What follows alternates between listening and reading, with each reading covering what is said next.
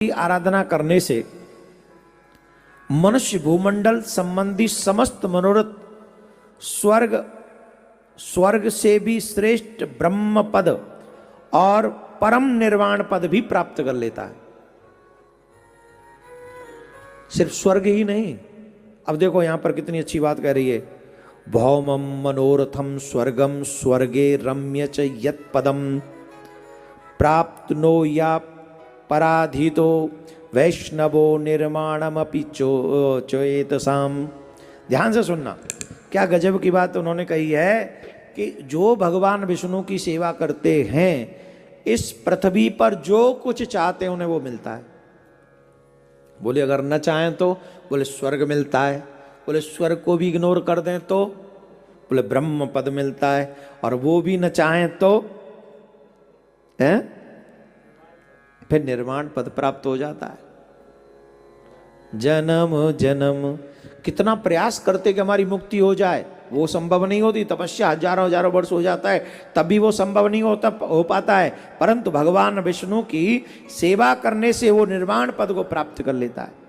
हे राजेंद्र, वो है जिस जिस फल की जितनी जितनी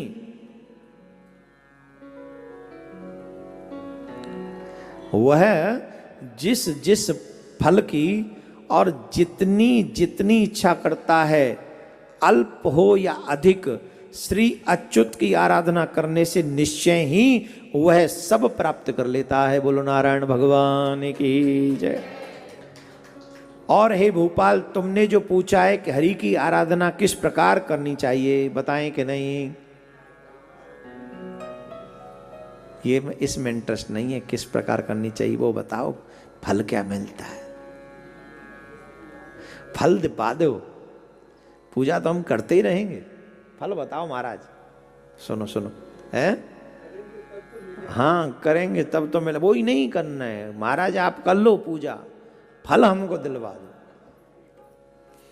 पूजा किस प्रकार करनी चाहिए, आराधना कैसे करनी चाहिए वो सुनो।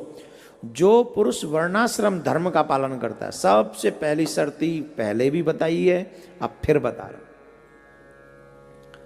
अपने वर्णाश्रम का, जो वर्ण में आपका जन्म हुआ उसका मन लगाकर उसका पालन करो, उससे दूर मत भागो। अगर आप अपने वर्णाश्रम का अपमान करते हो, हरेक वर्ण में हरेक व्यक्ति को क्या कर्म करना चाहिए उसका उल्लेख है यहां, सावधानी पूर्वक सुनना। जो पुरुष वर्णाश्रम धर्म का पालन करने वाला है वही परम पुरुष विष्णु की आराधना कर सकता है। उनको संतुष्ट करने का और कोई मार्ग नहीं है। हे नृप, यज्ञों का यजन करने वाला पुरुष उन विष्णु ही का यजन करता है, जप करने वाला उन्हीं का जप करता है, दूसरों की हिंसा करने वाला भी उन्हीं की हिंसा करता है, क्योंकि भगवान सब के भीतर समाये। ऐसा क्या है, अब जब हम किसी की हत्या करते हैं तो भगवान की तो हत्या है। हम लोगों को कहते हैं ईश्वरंश जीव अविनाशी, ईश्वर सब में बैठा हुआ है, तो जिसको आप मार के खा गए ईश्वर तो उसमें भी था, तो वो ईश्वर की तो हत्या है। किसकी हत्या है वो ईश्वर की हत्या है। अतः सदाचार युक्त पुरुष अपने वर्ण के लिए विहित धर्म का आचरण करते हुए श्री जनार्दन की ही उपासना करता है। हे पृथ्वी पते, ब्राह्मण क्षत्रिय वैश्य और शूद्र अपने अपने धर्म का पालन करते हुए श्री विष्णु की आराधना करते हैं, अन्य प्रकार से नहीं। अब सुनो, जो पुरुष दूसरों की निंदा चुगली अथवा मिथ्या भाषण नहीं करता तथा ऐसा वचन भी नहीं बोलता जिससे दूसरों को खेद हो, उससे निश्चय ही भगवान केशव प्रसन्न होते हैं। बोलो नारायण भगवान की। अच्छा बताओ, इसमें क्या खर्चा है तुम्हारा, बताओ क्या खर्चा है इसमें। भगवान की प्रसन्नता का कितना सरल उपाय है। क्या है, बोले देखो, जो किसी की निंदा नहीं करता, जो किसी की चुगली नहीं करता अथवा मिथ्या भाषण नहीं करता, भगवान उससे खुश हो जाते हैं।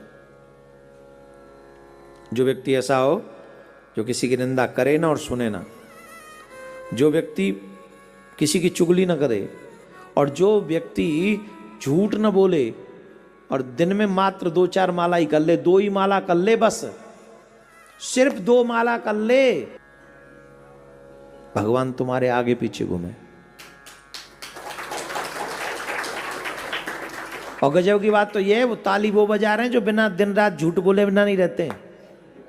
ताली वो बजा रहे हैं, हमने उनको देखा। इतना झूठा आदमी, अभी फोन आ जाए तो जो रास्ते में हूं, अब बेवजह का झूठ है, बेवजह का, सही नहीं बता सकते मैं लेट हूं, ये बोल दो। नहीं पहुंचे, तुम नहीं पहुंचे, कह दो मैं नहीं आ पाया, कल आ जाऊंगा। क्यों झूठ बोलना है? क्यों झूठ बोलना है? कितना सिंपल सा उदाहरण दिया मैंने, कितना। और एक एक झूठ आपको भगवान से दूर ले जा रहा है। नरक का तो नाम से अब तुम डरते भी नहीं हो। इस बात से ही डर लो कि तुम जितनी बार झूठ बोल रहे हो उतनी बार तुम भगवान से दूर उतनी जा रहे हो। क्या करें महाराज? बोले झूठ बोलना बंद करो। कई स्थितियों में झूठ बोला जा सकता है, किसी की जान बचाने के लिए, किसी की इज्जत बचाने के लिए, गौ हत्या रोकने के लिए, भजन इत्यादि करने के झूठ बोल थोड़ा बहुत चल जाएगा वहां। लेकिन बात बात पे तुम आए नहीं, बोले आ रहा हूं रास्ते में ही हूं, है ही नहीं, घर से ही नहीं निकला तू, क्यों बोलना झूठ? चुगली मत करो, जहां बैठ जाओ वहीं दूसरों की खिड़किन खिड़किन खट खट खट खट पट पट पट पट झट झट झट झट। और स्पेशली माताओं को, ये पुरुष है, पुरुष कम चुगलीखोर हैं। हमसे पूछो कैसे कैसे पुरुष बैठे दुनिया में, महाराज आग लगा दो दूसरों के घरों में, ऐसे चुगलखोर, रात दिन जिनका एक ही काम है सिर्फ चुगली करना। अच्छा, वो भूल जाते हैं कि ये आग लगेगी तो हमारे घर तक पहुंचेगी। कब तक नहीं पहुंचेगी? एक बात बताओ, कब तक नहीं पहुंचेगी? एक दिन तो पहुंच ही जाएगी। क्योंकि चुगलखोर किसी का सगा नहीं हुआ। आज तेरी तुझे चुगली सुना रहा है, कल वो तेरी चुगली किसी और को करेगा। सगे ही अपने बाप के नहीं हुए, बाप का भी मौका मिले तो चुगली कर दे ये। और हमने तो ऐसे लोग भी देखे हैं जो अपने बाप की ही चुगली करी है, कसम से हम जानते हैं। तो इसलिए कितना सरल उपाय है भगवान को प्रसन्न करने का। किसी की चुगली मत करो, किसी की निंदा मत करो, झूठा भाषण मत करो, भगवान इतने में ही प्रसन्न हो जाएंगे। पर नहीं करना भगवान को प्रसन्न, वाणी को प्रसन्न करना है, दुनिया को प्रसन्न करना है, दुनिया वालों को प्रसन्न करना है, तो जमुना जी में चले जा और जो मन करे सो करे। कम से कम कथा सुन, वही बंद कर दे, फिर जी कर ले। कितना सरल उपाय के भगवान प्रसन्न नहीं होते। ये 3 चीजें करना शुरू करो आज से। 3 काम, चुगली नहीं करनी, निंदा नहीं करनी, सुननी भी नहीं किसी की, और झूठ नहीं बोलना। बहुत जब तक कठिन परिस्थिति ना आए तब तक झूठ मत बोलो। बहुत सरल है। कहते हैं भगवान उससे प्रसन्न होते हैं, विष्णु भगवान बहुत जल्दी उससे प्रसन्न हो जाते हैं।